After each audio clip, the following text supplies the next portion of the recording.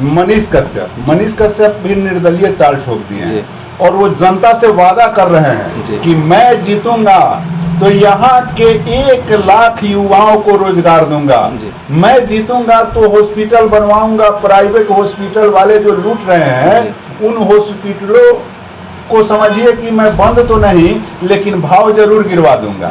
इस तरीके का क्या आपका कोई सोच है जो जनता को डायरेक्ट इन्फेक्ट करे? नहीं, हम किसी चीज को डाउनग्रेड नहीं कर सकते। हम किसी चीज जो हमारे पास व्यवस्था है हम उसको अपग्रेड तो जरूर कर सकते हैं। हमारा ये मोटिव नहीं हो सकता है कि हम किसी चीज को डिग्रेड करें।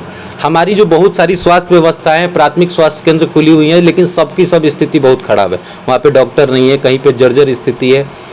अगर हमारे पास प्रधानमंत्री जी आयुष्मान भारत स्कीम का लाभ दे रहे हैं तो प्राइवेट हॉस्पिटल में भी उसका कुछ कंडीशन हो जाता है, तो हम क्यों नहीं बेसिक ट्रीटमेंट के लिए हम अपने पास व्यवस्था करें? हम इस चीज़ों के लिए प्राइवेट हॉस्पिटल पे ही डिपेंड क्यों रहे? और हमारा मोटिव किसी को डिग्रेड करना नहीं है, हमारा मोटिव अपने आप को अपग्रेड करना है, हमारे सिस्टम को अपग्रेड करना है। अच्छा, अगर मान लीजिए कि जनता आपको मौका देती है जी, अगर आप MP बन जाते जी, तो उस परिस्थिति में आप जनता के लिए क्या लाइएगा? सबसे पहला तो मेरा टारगेट जो चीज़ है वो है हमारा यूथ और फीमेल, और हम उसमें सबसे पहला रोजगार का काम करेंगे। और जो भ्रष्टाचार हमारे बीच में फैला हुआ है जिसको हम थर्ड पार्टी करते हैं, वो थर्ड पार्टी को हम सबसे पहले सेपरेट करेंगे। हम उसको हैंड होल्डिंग सपोर्ट दे रहे हैं, हम उसको हैंड होल्डिंग सपोर्ट दे के बताएंगे कि ये चीज़ तुम्हारे लिए, हम उसके पास तक हैंड होल्डिंग सपोर्ट लाएंगे। रोजगार लाना है, एजुकेशन की क्वालिटी को इम्प्रूव करना है, और जो भी करप्शन हमारे बीच में उस करप्शन को कम करने का प्रयास। वैसे अपनी ओर आकर्षित करेंगे युवा जो है, अभी वोटर ज़्यादा वोटर युवा है जी, जो कि नए बने हैं अभी वोटर, उनको आप अपनी ओर कैसे आकर्षित कीजिएगा? हमारे पास जो यूथ वोटर है, जो एक तो हम जिस परिवेश से आते हैं वो यूथ वोटर अब चेंज मांगता है। चेंज इस चीज़ में मांगता है क्योंकि वो भी एक चीज़ से थका हुआ है कि हम प्रत्याशी किसको चुने, इधर A और B, उसके पास कोई थर्ड ऑप्शन क्रिएट नहीं हो पा रहा है। थर्ड ऑप्शन में वो यूथ देखता है कि हमको इनसे क्या बेनिफिट हो सकता है, ये हमारे लिए क्या कर सकते हैं। सरकार का फंड है वो परा का परा रह जाता है क्योंकि बीच में मीडिएटर हो जाते हैं, वो जो बड़े लोग होते हैं उनके पास तक वो पहुंचता है। बैंकिंग स्कीम्स का लाभ नहीं मिल पाता है, सरकारी गवर्नमेंट स्कीम्स तो आते हैं लेकिन उनका प्रॉपर लाभ उनको नहीं मिल पाता है। एजुकेशन सिस्टम में चेंज होने चाहिए, पढ़ाई का तरीका बदलना चाहिए। यूथ को हमारे बहुत चीज़ों की ज़रूरत है, यूथ को हमारे सबसे ज़्यादा, और हमारा यूथ ही चेंज लाएगा इस बार।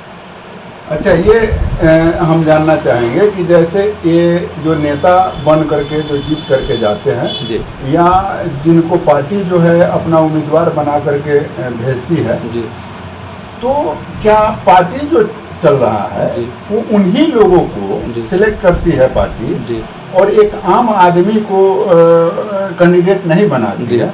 इस पर आप क्या कहना चाहिएगा उन पार्टियों से? देखिए, पार्टियों को निश्चित तौर पे हमारे यूथ को और बाकी भी जो लोग हैं जिनको राजनीति में आना चाहिए। स्वामी विवेकानंद जी ने एक बार कहा था कि वो यूथ देश का कभी भला नहीं चाह सकता है जो राजनीति नहीं करता है, जो राजनीति नहीं समझता है। और राजनीति हमारे आसपास घटित हो रही घटनाएं हैं, और निश्चित तौर पे पार्टियों को भी इन सब चीज़ों में अपना अप्रोच चेंज करना चाहिए जिसकी वजह से हमारे यूथ के पास तक इन सब चीज़ों की एक्सेसिबिलिटी पहुँचे और वो भी पॉलिटिकल सिस्टम में अपेयर हो सकते हैं। ये हमारा कॉन्स्टिट्यूशनल राइट भी तो है। अच्छा, ये जैसे मान लीजिए कि नेता हमारे आपके परिवार के लोग ही हो करके जाते हैं जी, और जिस तरह से वर्तमान समय में राजनीति का ये लोग व्यवसायीकरण कर दिए हैं, टिकट लेने में करोड़ों करोड़ों की खर्च जी, नहीं जी, तो वैसे परिस्थिति में जनता को कैसे भला हो सकता है? ये इन चीज़ों पर थोड़ा सा फोकस डालिए कि जो नेता करोड़ों रुपया देकर टिकट खरीदते हैं, करोड़ों रुपया खर्च करके वोट लेते हैं, वो जनता का भला कैसे कर सकते हैं? इन पर थोड़ा सा आप फोकस डालिए और अपना जी, जो प्रतिक्रिया है वो भी दे दीजिए। देखिए, हमारे पास जो इस बार जो आप देख रहे हैं, हमारी जनता जो है उन सब चीज़ों से अवेयर हो चुकी है। जैसे कि सोशल मीडिया वगैरह के थ्रू हम बहुत चीज़ों को सीखे हैं, बहुत चीज़ों को देखे हैं। अब जनता को भी ये बात पता है कि अगर कोई व्यक्ति हमारे वोट को पाने के लिए लाखों करोड़ों रुपए खर्च कर सकता है, वो निश्चित तौर पर रिकवर भी वो हम ही से करेगा। इस बार इन सब चीज़ों को मिला के आपको बेहतर रिजल्ट देखने के लिए मिलेगा, जो इस बार वोट का पर्सपेक्टिव अपने यहाँ चेंज होगा। और बहुत उम्मीद है कि इस बार जनता जो है कुछ नया चेंज करेगी और नया चाह भी रही जनता। लेकिन इन सब बातों के पहले जब संविधान डॉक्टर भीमराव अंबेडकर लिखे जी, तो एक बात पर उन्होंने चर्चा किया कि प्रजातंत्र मूर्खों का शासन होगा। जी, नहीं जी, तो यहाँ जो है मूर्ख का मतलब आप समझ सकते हैं। तो मूर्खों का शासन उन्होंने प्रजातंत्र को कहा। जी, तो वैसे परिस्थिति में जी वैसे वोटर को आपको रिझाना है जी। इस पर आप क्या? नहीं, डेमोक्रेसी में, प्रजातंत्र में भीमराव अंबेडकर जी ने और भी बहुत चीज़ें कही हैं जो ठीक है, उनका जो कहना था वो उस पर्सपेक्टिव में हो सकता है कि ठीक रहा हो नहीं रहा हो, वो लोग काफ़ी बड़े लोग थे और उस पर बोलना ठीक नहीं है, लेकिन फिर भी जो अभी का जो पर्सपेक्टिव है वो तब के पर्सपेक्टिव से काफ़ी चेंज है। उन्होंने ही जो संविधान लिखा है वो आज देश की आज़ादी के 75 साल के बाद भी फ्लेक्सिबिलिटी बना के रखे हुए। कई ऐसे देश हैं जिसके संविधान 5 बार बदल दिए गए हुए हैं। हमारी पब्लिक अब उन सब चीज़ों से अवेयर होना शुरू हो चुकी है, अब वो अपना हक मांग रही है। और रामधारी सिंह दिनकर ने कहा था कि सिंहासन खाली करो, जनता आ रही है। तो जनता हमारी मूर्ख नहीं है, जनता हमारी अब समझदार है, जनता हमारी काफ़ी बेहतर करेगी इस बार। और एक और भी चीज़ें आई है जी कि जब सारे रास्ते बंद हो जाए जी तो व्यक्ति को जो है जनता के दरबार में जाना जी चाहिए। तो वैसे परिस्थिति में जनता जो है दरवाजा खोलती है, जी तो आप जनता के दरबार में जा रहे हैं जी तो उनका सपोर्ट आपको लेना है। जी तो उनका सपोर्ट जब लेना है तो किस हिसाब से जी। और कुछ वादा तो आपको हर स्थिति में करना पड़ेगा जी। और जब तक आपके वादा को वो समझेंगे नहीं जी तब तक वो आपके साथ क्यों जोड़ेंगे? जी बिल्कुल। तो उनको जोड़ने का आपका प्रोग्राम क्या है?